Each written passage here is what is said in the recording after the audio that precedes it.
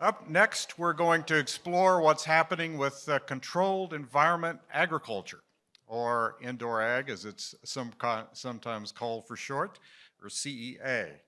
Joining us are Steve Campione, CFO of BrightFarms, Guilherme Signorini, assistant professor at Ohio State University, the Ohio State University, sorry, and Adam Bergman, managing director of EcoTech Capital. And Steve, I ask you to start to kind of lay out where CEA, Controlled Environment Agriculture, is these days. BrightFarms is a producer of leafy greens. That's right, yeah. So I've been at BrightFarms for about 7 years. We've been building out farms to grow leafy greens. We just opened 3 new farms. Each are about 8 acres, so they are 8 acres apiece, and can churn out about 6 million pounds of lettuce every year, so a lot of lettuce. What is CEA? So CEA is Controlled Environment Agriculture. What that really means is growing indoors. It's really, the most important thing is it is controlled. You can control the environment inside. I can control when I'm feeding the plants at different stages of what I'm feeding the plants. I could also control what I'm not doing to the environment, what I'm not putting back into the environment, which is really important. At BrightFarms, we typically say, why do we do this? We do this because we're trying to make the planet a better place, we're trying to make people better food, and we're trying to make the supply chain more resilient. Why it's better for people. At my farms, I can grow and harvest lettuce, pack it, and get it into a store in 24 hours, maybe 48 hours. Compare that to lettuce coming from Salinas or Yuma, Arizona, that's sitting in a truck for maybe a week, right?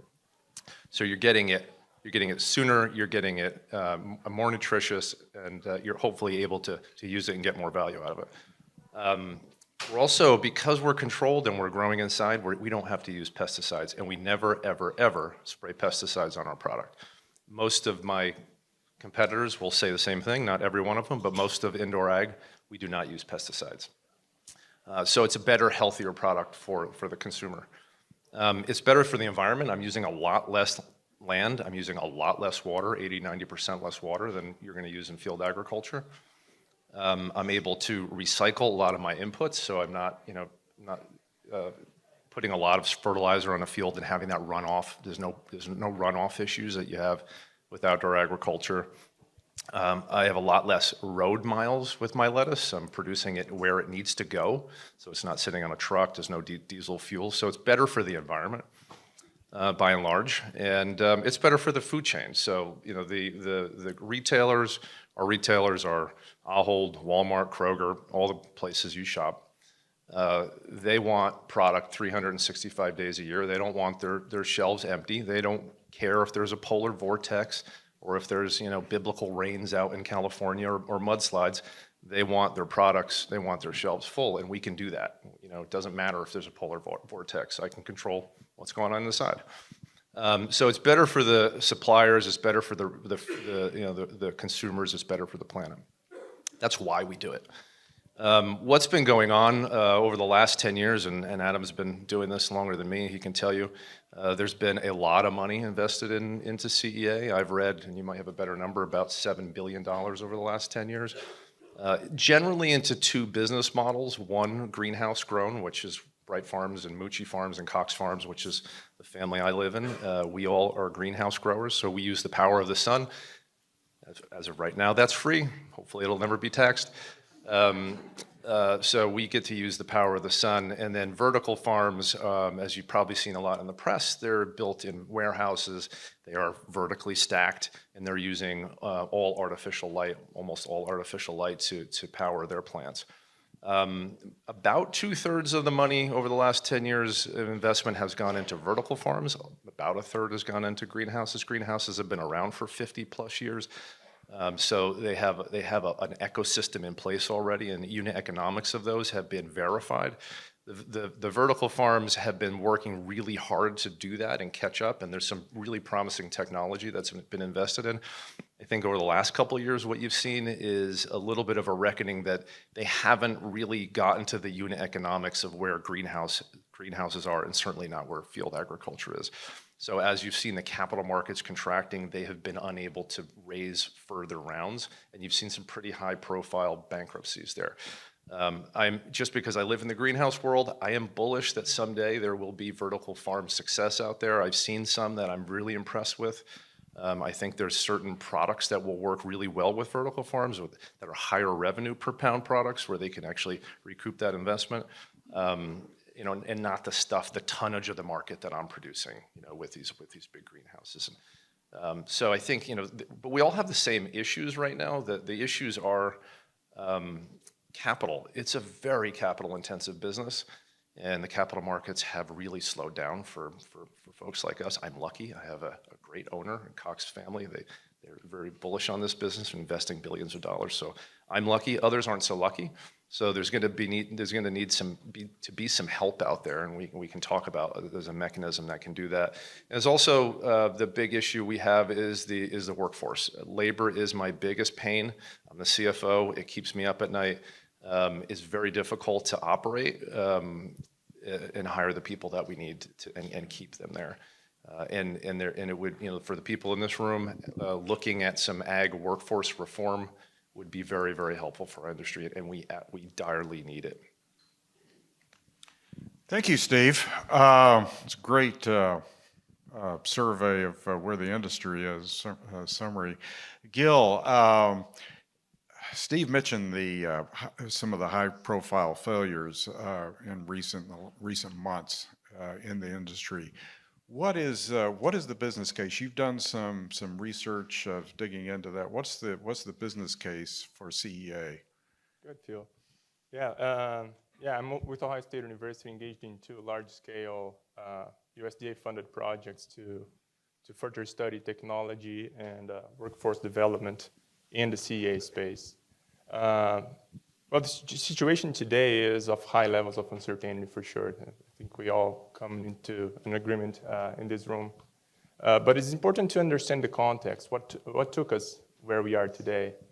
And it's important to, when we look at the cost of capital, right? So, and if we, for example, take mortgage rates as an indicator, right? So we understand that between 2013, 2015, all the way to 2021, capital was cheaper, right? And by 2021, we saw the lowest level ever in the last 15 years, 2.4, 2.6% in the mortgage rate. So just using that as an indicator, that's when we saw the large number of investments in the industry. And there are some highly profitable companies still conducting investments, but this is not the usual case. What happens is that all the way to 2021, we saw rapid growth in investments, but it has certainly slowed down since. So that is an interesting side of the story in the investment side. Now, one case that I find it super useful to highlight, even for students in the classroom. The CEA industry has been very effective at educating and demonstrating value to consumers. So if we take, for example, so we've been effective in demonstrating value in the sense that if we look at some numbers, retail sales, all right? So our consumption of vegetables in the country grows approximately 2.2, 2.5% compound annual growth rate. But if we look at the retail sales in terms of value, we are growing approximately 4.6%. So meaning that we are managing to add value to our produce. And that is primarily related to the fact that consumers are seeing value in the produce when it comes to reduced pesticide use, when it comes to the competitiveness, the consistency of the product that we can extract from CEA operations. So that is an interesting aspect that it needs to be taken into consideration, the value that we add, that CEA industry adds to consumers. So that is a little bit of summary. We have different parts of the story. In the investment side, we have slowed down a little bit, not as bullish as we once were. And in the consumer side, we've educated consumers. There is a good degree of substitution effect. So before we were consuming more frequently field-grown tomatoes or other types of vegetables. Now educated consumers and gravitated towards other types of goods that are more sustainable, that are use less pesticides and so on. So interesting aspects to build the case. Okay. Adam, how is what's the future look like in light of where we are, of a lot of uncertainty in the economy right now, trade, and of course the setbacks that we talked about. Yeah, so first, thanks for the opportunity to be here today. And I think we're at a really interesting time. As one looks out, we went through, and I think it was said already, a real period of sustained, tremendous investment into a sector. So the numbers I've seen actually are closer to $8 billion over 10 years. And I'm a tech guy. I'm a technology person. I've spent the last 30 years really looking at tech and innovation. The last 10, as I often say, I've looked at from farm to fork, focusing on tech innovation. So not the big companies, but really the innovative companies that are looking to disrupt the sector. And really what I see today is the CEA sectors is really in some sense at an inflection point. We've seen a lot of capital come in. We've seen some real strong progress on the greenhouse side. However, we've seen a lot of challenges out there on vertical farming where a lot more of the money has gone. And much of it is technology takes a long time. Now, let's be very clear. We're talking about technology that's going into agriculture and food. By the way, there's nothing wrong with that. I think all of us would rather technology going into food, particularly stuff we are going to eat unprocessed, take the time, make sure it's safe, make sure everything is working. But technology is going up against thousands of years of growing. If you think about, I'm a technology advisor to Western Growers Innovation Center. So Western Growers is responsible for almost all the leafy greens grown outdoors in the US. And one of the things that's very clear is they have optimized the agriculture sector in ways that we should all be incredibly thankful for, because we get our food and we get it relatively inexpensively, even with the inflation that's been hitting us recently. But the outdoor growers face tremendous problems. If you're in California today, and I think the last panel I heard someone mention having to deal with all the challenges and the cost structure of California, and I live there myself, so I see it, but you're dealing with weather where really one does not have that ability to understand it anymore. I often joke that the one thing you can rest assured of is no farmer, and my in-laws were both farmers, wakes up on January 1st, opens the Farmer's Almanac and says, oh, this is what the weather is going to be like this year. We just have no clue what's going to happen with the weather anymore. So you have weather issues. I know Steve mentioned it. Outdoor growers have probably as big, if not even bigger, issues with labor. And California is expensive, and there's a high regulatory environment. So when I look out there today, I see a lot of challenges for CEA. And I often tell people I'm probably its biggest critic today because I think it can do better, and it's raised a lot of capital and just really hasn't delivered. However, when I look at the landscape and see what's happening in the future, if we're going to have food to ensure that we have food security, and we'll get onto some of the reasons why we have some concerns about that, we're going to see a growing amount of really agricultural products on the specialty side moving indoors. And I think we're already starting to see that. And I think vertical farming is going to be a piece of it, although it's going to take longer and we have to work with the economics.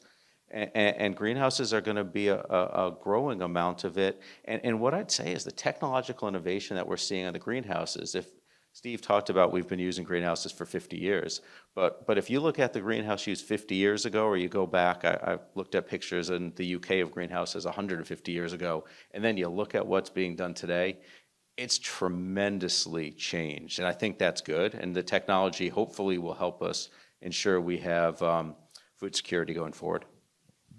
Okay. And I want to keep going because one of the issues we're going to be talking a lot about today is tax policy. It's obviously the number one issue for this Congress to deal with. What are there? There is a provision I think you would like to see part of the debate. Can you talk about that? Sure.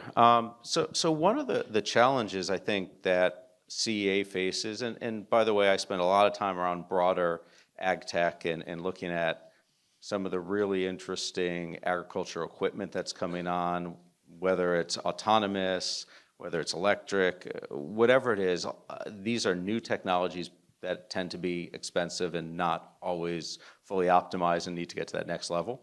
So there's a bill going through Congress right now that is looking at an agriculture investment tax credit. And as someone who spent the better part of really 2 decades looking at innovations around climate tech, clean tech, and saw what it did for solar, what it did for wind, what it did electric vehicles, I tell people that this is a no-brainer because we're not talking about climate policy here.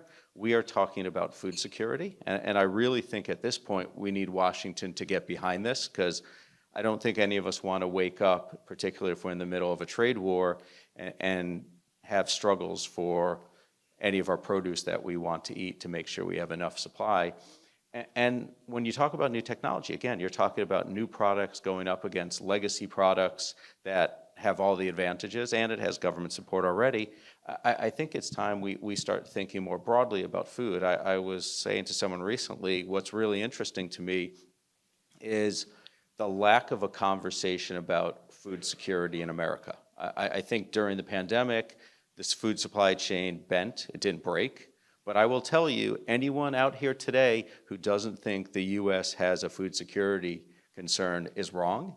And if you do think that, I recommend you go to the grocery store and take a look in your egg cabinet and see how many are there, see what they cost. Because I did out in California where I live a couple weeks ago, and it was empty. And the last thing you want to do is go one day to get a product and it not be there and not understand how we're going to get it in the future. So I think it's time for Washington to really take the initiative around investment tax credit to support ag tech. It's very clear today that Washington has provided a tremendous amount of capital to support agriculture, and that's fantastic. But we need to broaden out. If it only goes into one area and most of it goes to support corn, soy, and that part of it, it could be problematic. If people like to eat fruits and vegetables, we can't only support the Midwest. We're going to have to put capital behind building out what else needs to be done, particularly on the specialty side. You want to address Do you that? mind if I complement? Absolutely. On the food security side, a number that we recently understood from our computations, preliminary work, but fairly reasonable.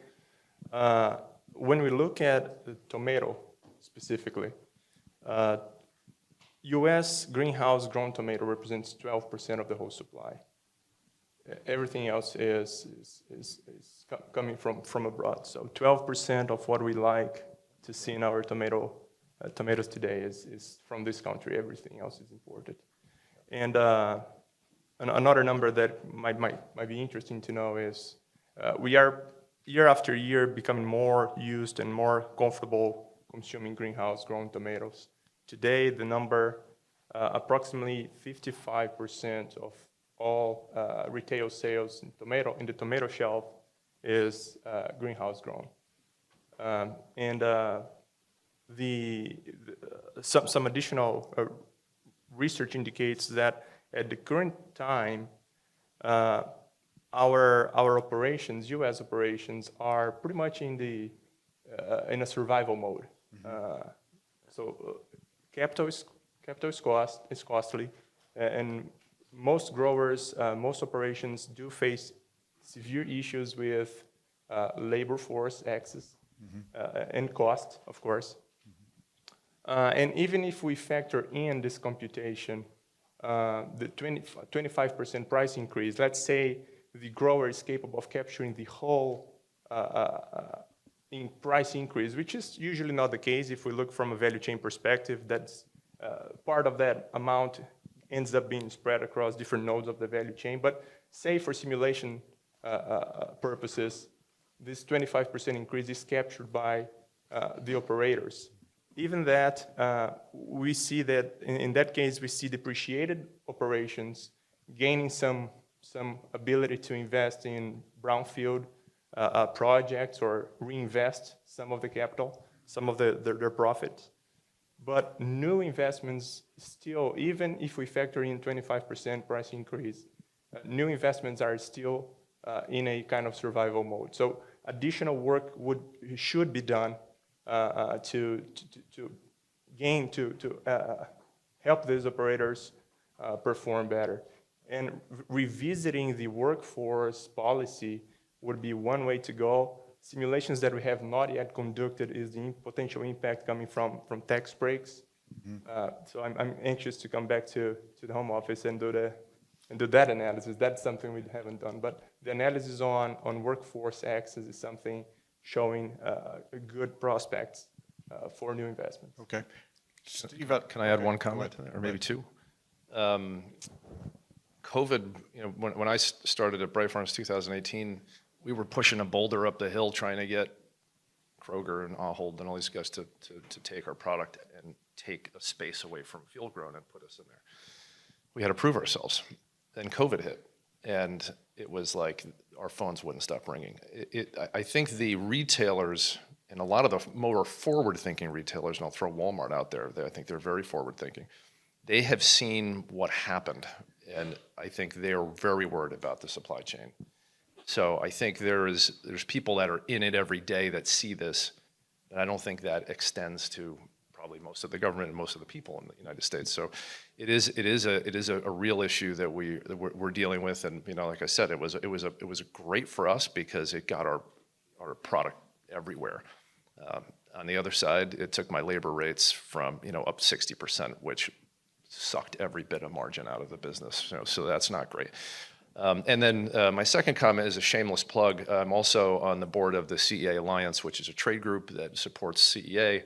A lot of what Adam is talking about in terms of this investment tax credit bill is kind of a brainchild of Colin O'Neill, who was part of that. And we spent 2 years pitching this bill, and now that it's finally out there, the CEA Alliance will be coming down here in 2 weeks and doing a fly-in on April 1st and 2nd and meeting with a lot of people. If you're interested in hearing more about it or hearing more about CEA in general, please find me after this, and I'll make sure that we get you involved. I was just going to add one thing on that because I think it's really important. When Walmart or Kroger, or any of the big retailers start to reach out to earlier stage companies, and I'll put BrightFarms in there as well, it's a sign, and it's a real sign. I spend a lot of time talking to people at Walmart that they are concerned, that there is a real concern about surety of supply, and because of that, they are willing to do things they hadn't in the past. Walmart made a big investment into a company called Plenty that I was involved with. And why do they do it? Because they want to get ahead of what is both a trend towards innovation and the food side to make sure that they have the best tasting products, which I think what was talked a little bit about, Steve mentioned at the beginning, I tell people I think people want indoor farm products because it actually tastes better in addition to some of the other components. But you're seeing the retailers really taking a different and new perspective, and I think that should be a sign to the rest of us because the retailers wouldn't be doing it unless they either are concerned about supply or their consumers are demanding it. Okay. I want to turn to another issue that is dominating Washington's attention right now, and that is tariffs. The president has said that with his policy, farmers are going to be growing more domestically.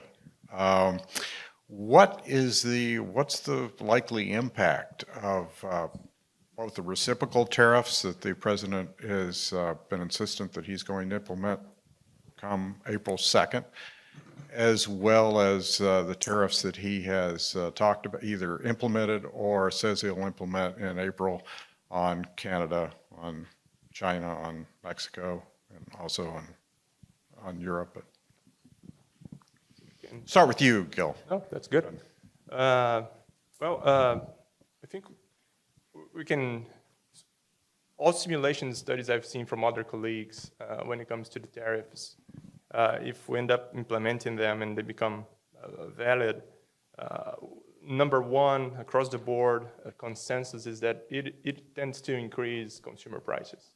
There's no way around. So all simulations coming from colleagues from different universities demonstrate that consumer prices will rise. Now, does that add an edge for domestic producers? Like I said, yes, we just conducted a simulation study. It does create an edge, creates an opportunity. It helps the existing operators out there get out of the survival mode, breathe a little bit better, perhaps invest in brownfield projects, but still don't add the viability for new investments, additional studies or additional revisits to the workforce policy or tax breaks are necessary to get the industry up and running again with opportunity for investment. So consumers will most likely see the price increase in the grocery shop, while producers might see an edge, but not sufficient for new investments. That's what we've seen. Adam, you? Yeah, so I think the reality is we're talking about, in this case, produce, because we're talking about CEA, and we're not growing wheat, corn, soy indoors. So we're talking produce. I think there's a huge challenge. So the major growers, particularly in California, where a lot of the produce is grown, they've been seeing more and more of their own production move offshore. And by the way, a lot of them are involved in moving it offshore. As I mentioned before, California is a tough place to grow. Every year, hundreds of farmers and thousands of acres are going offline. There's water issues. There's other challenges the sector faces. So I personally am not sure that putting a tariff is going to bring back outdoor agriculture in California. I just don't think that that's the driver, is just price. So for those of us who like our produce, I think we could see some real major challenges as costs go up. I think what it might do if there's a sustained policy, and again, on a tariff, if it goes on one time and goes off in 2 months, it's not going to be great, because Steve will tell us, I would imagine it's often a year to build an indoor farm. It's probably another year to scale it up to full capacity. So if you're going to be making $50, $100 million investments, because these farms aren't cheap, you better have some certainty that when you're done with it, you're actually going to be able to sell at a good price, or economically, that doesn't make a lot of sense. So I think tariffs generally could be fine, but you have to know what you're going to do. And I think Gil said before about tomatoes. Well, most of our tomatoes are grown indoors in either Ontario or Quebec, where they have particularly quick, it's cheap electricity.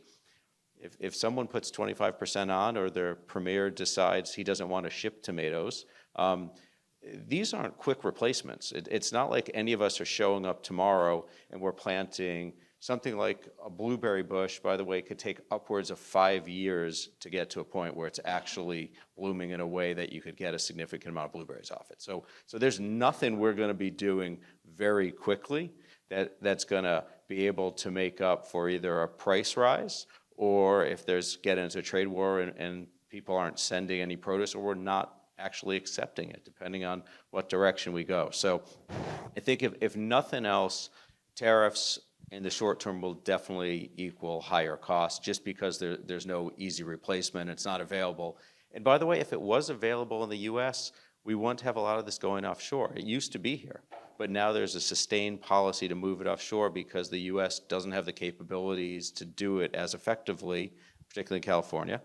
And companies see an opportunity to diversify. And by the way, so do retailers. Retailers have no problem diversifying, because their number one priority, and I think as consumers, our number one priority is we show up in the grocery store and there's the food we want and we can buy it. And I think if we go on a policy that's going to lead to less production in the US, or we stop imports, or we make them more expensive, or we do something else to impact the supply chain, generally none of us are going to be particularly happy to go to the grocery store and not see the products we want. Thank you. I want to get to some of the audience questions in our time left here. Steve, want to drill down a little more in your labor challenges. We have somebody asking what's the root problem there. I mean, one of the arguments that I have heard, but I think this is more to do with vertical ag, is that when you're closer to cities, you would have larger source of labor, but what I hear you saying is there's still challenges. If I knew how to fix it, I would have already, but I don't. I think it's a couple of things. It's, someone has educational.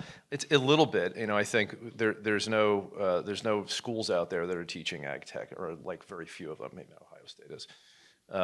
And Virginia's doing a really good job pushing that type of curriculum into their community colleges, so we can get workers that would come out of and work in our farms. It's just a difficult. These are difficult jobs. They're not as difficult as field-grown jobs, but they are difficult jobs. They're 10 and 12-hour shifts. Sometimes you're getting wet. Sometimes if you're in the pack room, it's cold. It's 32, 34 degrees in there. You just have to find the right person that wants to do that job.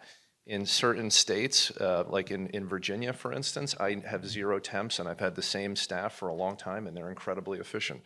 In places like North Carolina, I have 50% temps. I can't staff the farm. It's very regionally focused, and every region's a little bit different. But it takes, I think. Let me say this in the most nicest way possible. Americans, I think, have less of an affinity and a heritage and a love of agriculture as a profession. And I think maybe that's different in the Midwest, where you have like lots and lots of big family farms. But in general, I think, where we see people that love working at our farms, they tend to come from different heritages, and they tend to be Latino, and they look at ag work as noble. I look at ag work as noble. I'm devoting my life to creating better food for people. So we have to find people like that. We have to try to work with governments to help educate and give. A lot of these are very technical jobs. There is some, I got to squeegee, I got to clean some things up, but a lot of these are, these new farms specifically are computer operated, very high tech manufacturing operations. That's what they are. There's a lot of training, and I'm offering the same starting wage as maybe Amazon is down the road, and maybe that's just an easier job. So I'm losing people to that. I think there's some of that. And to correct you, it takes at least 2 years to get a farm up, probably, when you figure out like zoning and having to deal with all the state issues. Trying to build capacity to get around tariffs is going to be almost impossible. It's going to take decades. And H2A does not work for you because it's seasonal?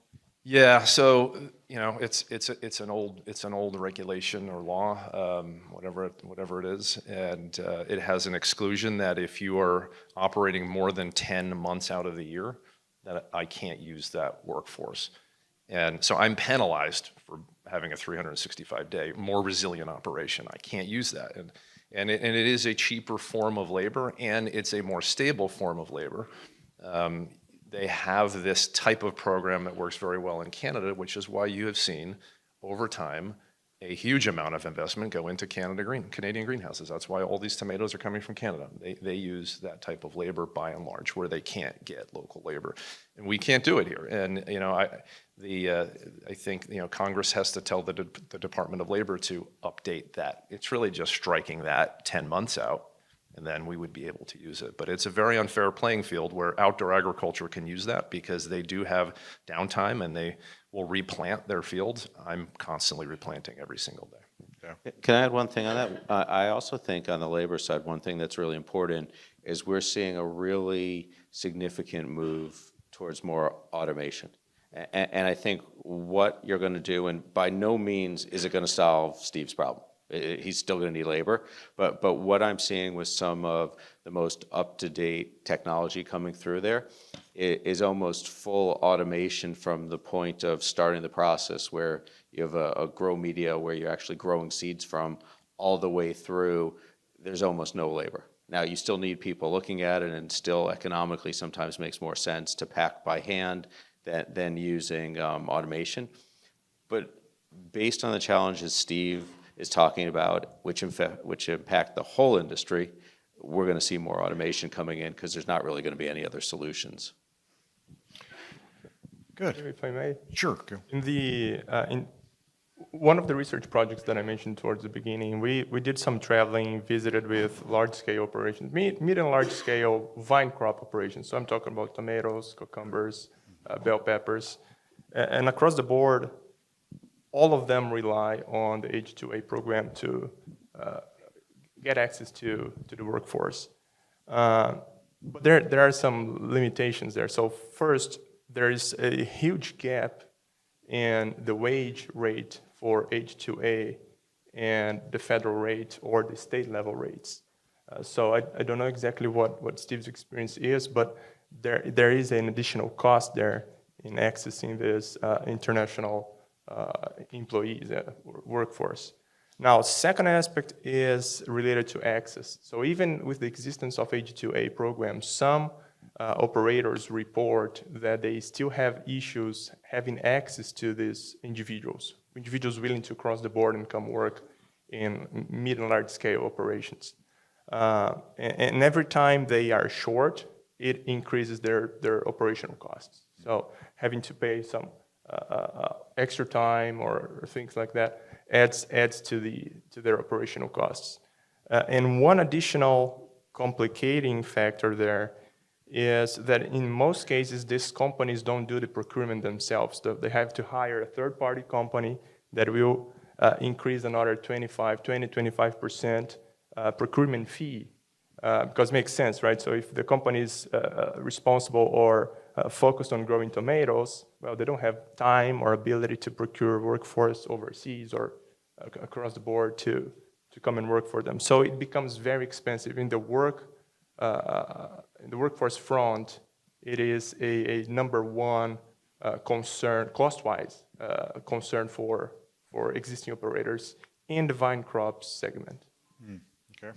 I want to, talking about crops, we had a question, somebody asking, what are the opportunities beyond leafy greens, things like strawberries and tomatoes that we've talked about? Are there real opportunities in other commodities? I was going to say, I'll start off. So I think particularly on the vertical side, that sector is not going to be successful if it's focused on leafy greens. I just think economically it has to compete against commoditized outdoor growing. It has to compete against greenhouses, which are scaled and optimized as well. So when I look out there, and I actually think they talked about strawberries being done. Strawberries aren't done enough indoors yet. So that's still to come. So that's a huge opportunity. Strawberries, possibly blueberries. I think there's other really interesting things around specialty ingredients. I've seen some interesting stuff about pharmaceuticals that can be grown indoors. I actually think the forestry side is a real opportunity with how much we do in nurseries, and then there's been a big move to grow more trees as well. And the uptake you get from starting indoors and growing that seedling and then planting it outdoors is really significant. But when we look at the opportunity, it really comes down to one question: what can you grow for a high value, high margin product? If you are growing indoors, it is expensive to take a facility and build it. You are going to use electricity rather than the sun to grow. So you better have a high margin product if you are going to make money. So there definitely are a lot of products. I talk about new opportunities like growing coffee. There's a huge issue growing coffee outdoors right now. Could you take that and bring it indoors? Cacao. If anyone's seen the price of chocolate, that's another opportunity to grow indoors. This stuff's going to take time. None of it's really viable today. But I think with a lot of investment in here, we're going to want more of these high-margin specialty products that are going to be harder and harder to grow outdoors, moving indoors over time.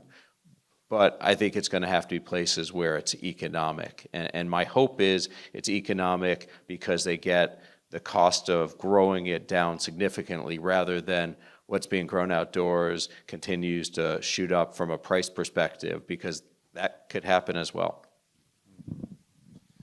Yeah, I think if you think about how different crops have trended and matured, tomatoes have been around for 40, 50 years indoors, and it's 50-some% of the production.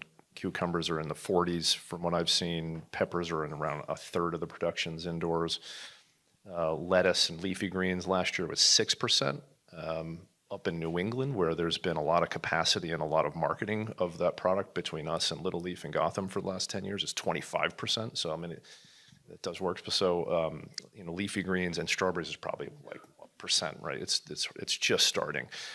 So those are all on different growth curves. I've seen and heard that those little baby potatoes also are starting to be grown indoors. We've seen those in packages in grocery stores. They're pretty good. I'm not aware of anything else, but yeah, specialty products, herbs, nurseries. Microgreens is another one we're seeing more of. Microgreens is doing well in vertical and in different growing mechanisms. We have someone asking, are there opportunities for vertical farming in rural areas? So the reality is you can put a vertical farm anywhere. So there's no reason you can't do it. The question would be, what are the benefits of doing it possibly a little further away from the consumer? And there might be. If it's an opportunity zone and you can get extra support, if you can get inexpensive electricity. If you're doing a vertical farm, a couple things you're going to have to be focused on is your electricity costs, because that's going to be probably one of your main ones, labor, which will be another one. So there's no reason it can't be, but I think if you want to be within a day of being able to get to an area from a shipping perspective to make it work. But there's no reason they couldn't put it in rural areas and actually be successful. I think it depends on who you're trying to serve. Putting an urban farm in the middle of a city is nice, except that there's no distribution centers there. So if that's where your product has to go, then you're shipping it out of the city for them to ship it back into the city. It's not very efficient. If you're a vertical farm that wants to just grow microgreens and specialty greens for the restaurant industry around you, and just maybe do farmers markets, then yeah, put it there. If you want to do the same thing in rural America, fine, then put it there. We tend to build our farms along interstates in areas where I can find good labor, I can find flat areas, and I have access to the thoroughfares that get me to the distribution centers. So we have maps that look at where all the distribution centers are we're going to be shipping to, because that's where it's going, guys. It's not going to the stores. That's death by 1,000 cuts. So you really have to think about what's your distribution strategy before you decide, where am I putting my farm? To complement, I think, nothing prevents this initiative to take place. Just the need of finding economic viability, right? So these infrastructures are not cheap. We talked a little bit about that. High-tech greenhouses, a rough number, $380, $378 dollars per square meter to build from scratch. Mm-hmm. And not to say vertical farming, I think vertical operations might be even more costly. And on top of that, like I said, labor costs is number one issue now. Then we have electricity, and something that we haven't touched, packaging, is not trivial either, because these operations, they not only produce leafy greens, they produce the product leave their facility ready for consumption, I should say. So packaging also, and heating and gas for heating, depending on where you are in the country. So gotta factor these elements in. If it shows viability, why not? Okay. Well, thank you. Join me in thanking Gil.